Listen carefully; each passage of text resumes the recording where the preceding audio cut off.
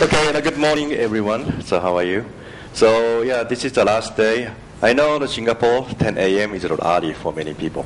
So yeah, I know yesterday there was many parties. So I'm glad you guys made it. So today I'm talking about not so much as like a promotional thing. I'm sure you're getting tired of it. So I prepare something a little more interesting, like I try to share with you our experience in Japan and China and Korea, and then also there are more unspoken side of the mobile social gaming. So just before we go to the details, just one clarification. Our company name is DeNA, and but DeNA is okay, Japan. That's interesting. English, everybody called it DeNA. But inside Japan, somehow we go called DeNA. So there are different nuances, localization issues. Doesn't matter. And the other one, our service brand is a different. We call it MopaGate. So MopaGate is a service brand. DeNA is a company brand.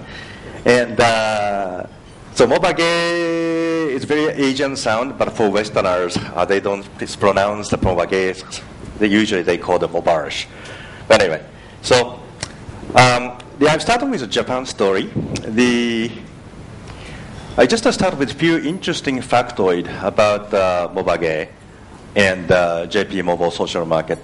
I guess many of you don't know. Very first thing, and we do run the mobile social business, but also we are the owner of a professional baseball team. So, yeah, we bought a professional baseball team last year. No, actually this year, I forgot.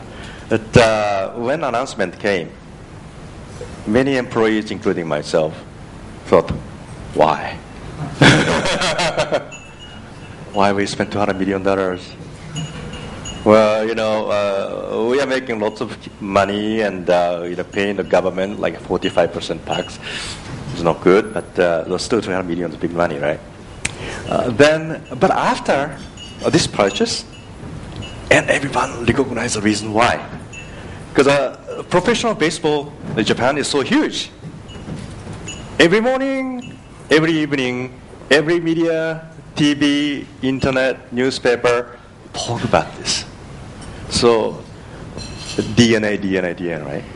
So very interesting. So now, they just go to a really remote place in Japan, talking to old women, well maybe boys, girls.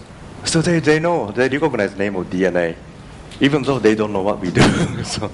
But that's a value of some interesting way of spending money for getting brand recognition.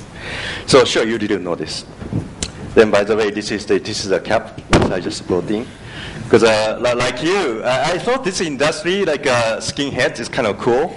But after that, I was so cold. Really, really cold, especially here in Singapore, in Southeast Asia. The aircon is so strong.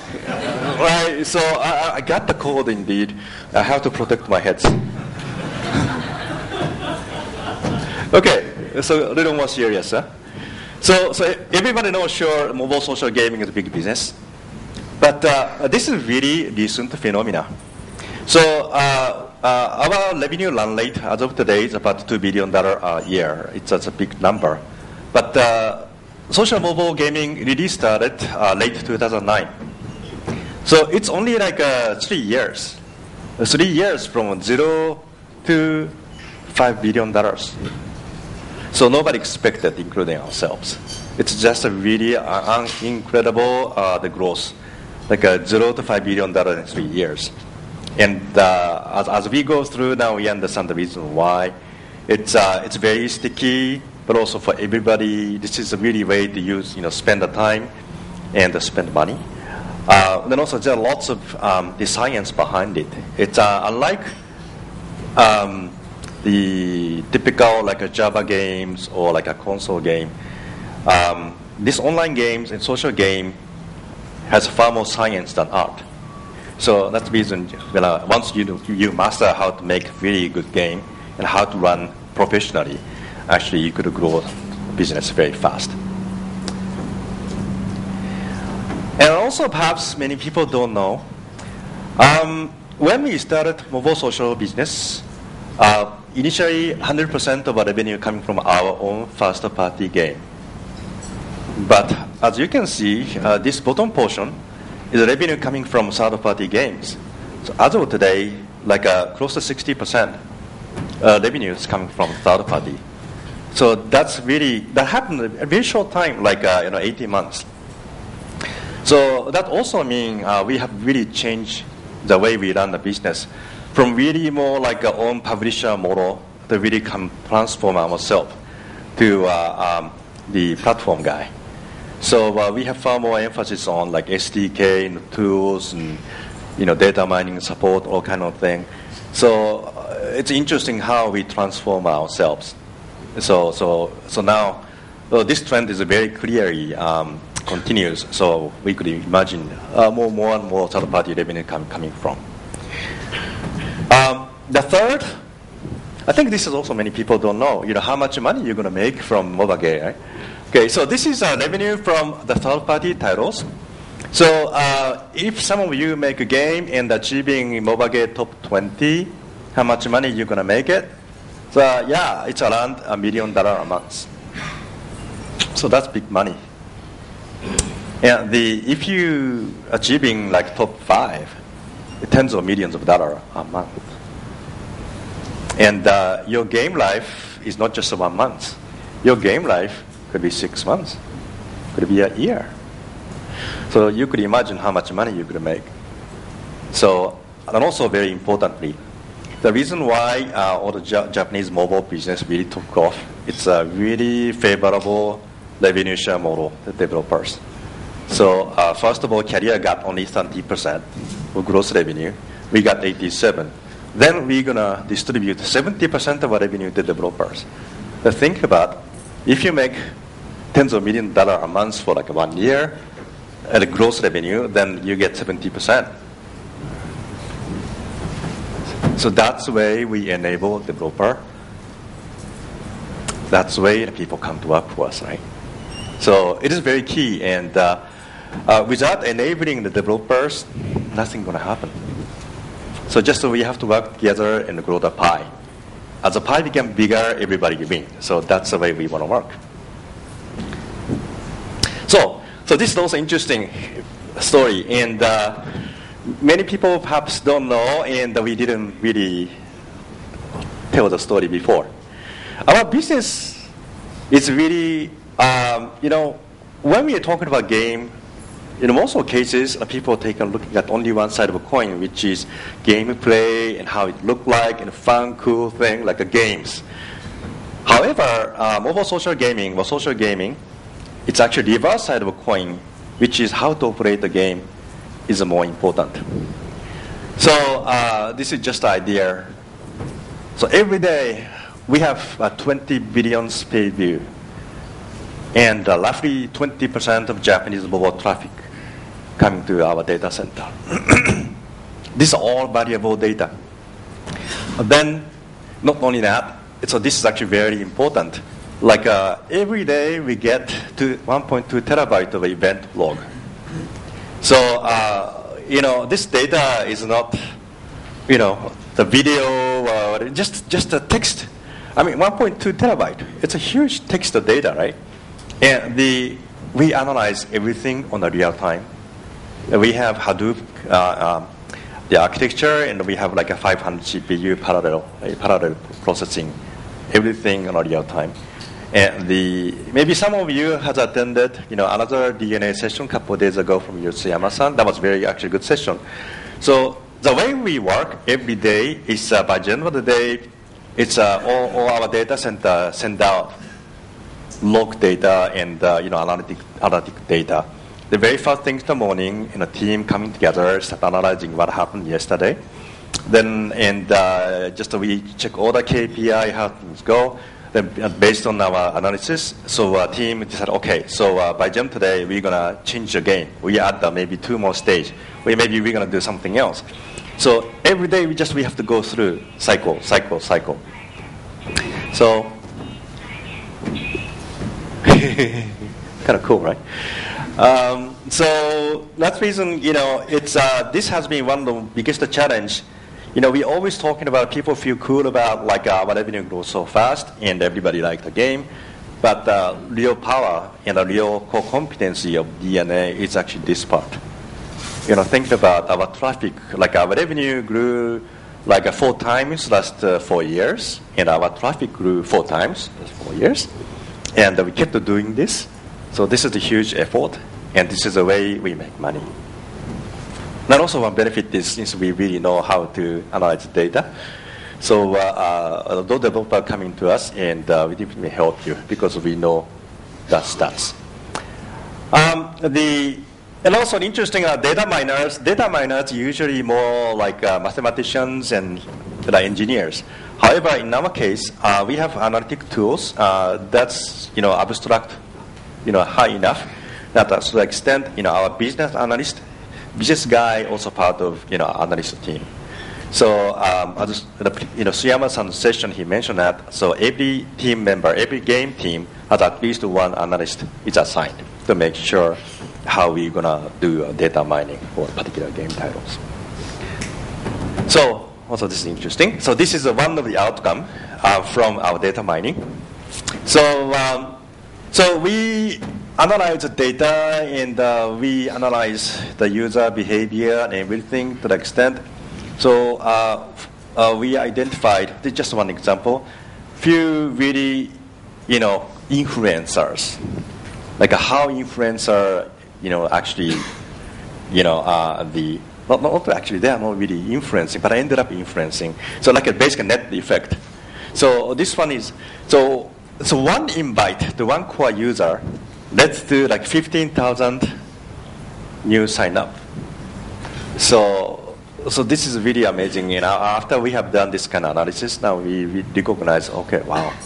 So then if we know who are the influencer, and if you know how we bring them in, you could imagine what will happen. So these are many of those hidden power behind social game. So well, social network talks about this. It's interesting when we're talking about the games, people don't want to talk about the net effect, but actually the same thing. So only difference is, Facebook uses real name, real identity. But for the gaming, we don't use a real identity. Where we just use fake name. Doesn't matter, but still human. So they're same net effect, same social effect, and we analyze this. And we have 40 million users in Japan. It's like 1/3 of Japanese population, and now we're reaching out outside of Japan. Okay, so now I talked about reaching out outside of Japan. So this is our presence in the world as of today. So it happened very quickly, almost the last 18 months. So for this global presence, whenever we go outside of Japan, we are aware that DeNA is nobody. In Japan, we are a big guy, but outside of Japan, we have to start from scratch. So that means we have to start with partnership. The basic partnership models we pursue is we know how to drive ARPU, we know how to drive data traffic, but we need help from local partner to give us our user reach. So that's a typical partnership model we drive. Then you see, this is just an example, this type of partnership. Like there are many partners in China. We have very strong partnership with Samsung, Dome in Korea, in the US, of course Japan. So this is just the way we go outside of Japan and build a partnership and reach users. Then we have 4 platforms, like Japan, China, Korea, global. Global is really more targeting the US market. When we go outside of Japan, we go broad, but also we go deep. That's our lesson learned. It's if you don't care about making money, like it's Facebook, okay, just reach out to the user. Don't need to worry about who has a credit card or not. It's okay. It just make service available anywhere in the world. It's very easy. Anybody can access. But this is a business, especially this mobile business. If you want to make money, you have to tie your system to carriers. You have to tie your system to a local, marketeers, everything. Unless you cannot really reach user, you cannot really make money. That reason, we go broad, but also for key market, we really go deep. So we have Japanese platform in China, Korea, and the US. So today and after this, I talk about our experience in China and Korea. And also, in this conference room, I believe we have a team member from DeNA China, DeNA Korea. So, where's the DeNA China guy, DeNA Korea guy? Yeah, okay. So if you have a question, we have representative from Korean team and the China team. So you are free to ask them question, huh? Okay. So, China. Actually, we have long story. I didn't know. The many of DeNA employees now, like less than 1 year in history in a company. It's a company grows so fast. So if you stay DeNA 1 year, you are veteran. That's true. And then if you stay like 3 years in the company, like you feel like you are old man. But we started China 2006. It is really amazing. And of course, it has been a difficult process. You have to try and error, but you have to be persistent. If you want to, establish presence in a big country like China, you really have to be persistent. You have to be prudent. So what we've been doing from 2006.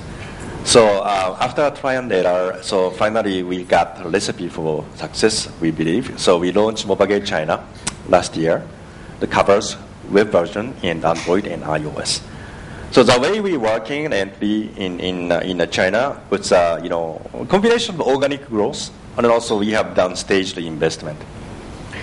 When we go outside Japan, everybody think about our acquisition of Moko was very famous, but this one is a more organic, more staged. Like we went through a more careful approach. So to that extent. And looking at our organization in China, we have like 180 people. There are only 5 experts sent from Tokyo. And management layer, except for CFO, all the management member is Chinese local people. It's completely localized. And so that's the way it works. Korea, this is a much newer history. We started the Korea operation last year. We announced a very strong strategic partnership with a DOM. A DOM in Korea is the largest portal in Korea, having like 38 million user bases.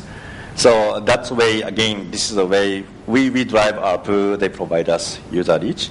So we set up this partnership, and we launched DOM MopaGate Korea services earlier this year, and initially with Android version. And we are planning to release iOS version very, very soon. So entry strategy is organic growth, leveraging partnership. So organization is still under development, roughly 20 people, but still very early. We have to support from Tokyo a lot. But many of the team members in Korea is already hired from Korea. And just like China, we want to go localize. So here's a quick summary of what we learned. In China market. So especially from the view of the Japanese. So the mobile infrastructure in China, it's definitely 3G is everywhere, reasonable speed, not like Japan. Like from us, it's slow, but it's pretty decent, but not cheap. And to the extent the user not necessarily always get connected because data rate is not cheap. But clearly Android phone, iPhone penetration is going so big. So by June this year, perhaps 100 million phones. That's bigger than Japan. That's huge. So the bidding, of course, carrier bidding is the main, but also there are many other options, but fragmented. And iOS are many jailbreaks. And there is no Google Play official site. So again, how to make money from these markets? It's how to build the business relationship with our bidding partners. That's very important. The game user is of course a huge user base. but very low paid user rate, like 1-2%, very, very low, especially from compared to Japan. So this is one of the major differences we recognize. But also, this is something we really didn't know until we come in. So in China, very small group of strikingly high paid user. Like they buy item not only for himself, but it's more like a guild. Because they buy item for his own group, like proving himself a big guy thing. So then we really didn't know the existence of this type of user behavior. Then after this, we recognize that how to do marketing. Marketing is not just a kind of general marketing, but also you have to reach out to strikingly high paid user, offer lunch, offer dinner, whatever, just have to help them out. So so this is a kind of interesting lesson learned. And also this is very different from Japan. Like Chinese users tend to download many applications at once. Again, because the 3G rate is high, so they just download everything at once, and then start playing it. And it's interesting. Okay, play. If not interesting, forget. So it's a very different user behavior. So as a result, retention rate is low if you average it out. The game categories. This is a common thing like a SLG, MMORPG, farming game. Also, interestingly, we found out the new emerging format called card battle, CBG, start really sticking very well in China. So we see this is going to be a big one. Comes down to IP. China users love Japanese anime IPs, but also they love US IP. So it's more open. Like a Japanese user tend to open only for more Japanese IP, and the US IP sometimes don't work in Japan, but China, actually US IP work very, very well. So it's more open to the type of IPs. And a freemium model well established. So everybody go freemium and just the charge by items. And the web versus apps is always one interesting debate. But in China, application models works better than web models. And quite an interesting question. If you go China, how much money you're gonna make it? So this is just an example, not us, but in the market. So top 5 iOS game SLG, the gross revenue will be like 200K per month. But the number growing so fast. So today maybe we are saying 250K per month, but 6 months later could be the double the number. Yes. So Korea is very different. So Korean infrastructure is one of the best in the world. So combination of 3G plus 4G plus Wi-Fi everywhere. So broadband everywhere. It's the best infrastructure. And then also Android phone penetration, iPhone penetration is very, very high. So perhaps one of the most smartphone-ized the country. The game user really love games and also very well experienced user bases, very broad user base and also very deep user base. And then also came from the PC online background, user very quickly adapt into very difficult gameplay. So the Japanese user, mobile user tend to prefer only like a simple gameplay, but Korea really want to go many different kind of gameplay. So very interesting. And game type of game categories, and so in terms of money in Korean market is big. So for example, Rule the Sky, the gross revenue, it's a monthly revenue go like $2 million, $3 million a month. So again, the number is growing. So this is a big market. So there are some surprises to us. Then also things went well or something didn't went well. For us, most important thing is a social game operation know-how we built up inside Japan actually worked out very well. So KPIs, parameter tuning, in-game event, it's universally applicable. So in that sense, we are very confident that once we find out right gameplay, we could make a big difference in China and working with partners. And the Japanese anime IP worked, US popular games work well. But things didn't work well. For example, some Japanese gameplay like one of the best-selling Japanese games didn't work well in China. One of the reasons is the game concept was stealing some important item from others, but the idea didn't work in China. So as a result, didn't go.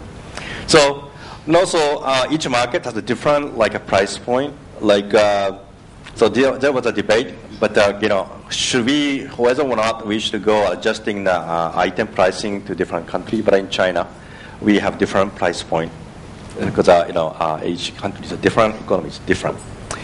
So that's our experience. There are many more things to talk, but we have only limited time, and we have team from China, we have team from Korea, and if you question, ask them. Then what we like to do. So this is new winning formula for the all game categories. It's a card battle games, CBG. Japan is all about CBG, and the US number one game is CBG, and in China number one game iPhone is CBG. Only our regret is this is not our game. So we thought we really know the CBG, but we kind of the missed opportunity in China. The local developer came up with the CBG, became number one. Like we thought, oh shit, we have to do this. So sure, Korea come the same. So CBG is going to be the winning formula, and we know how to operate. We could help developer. So really, everyone come to work with us and develop CBG and go together to the global market. Okay, finished.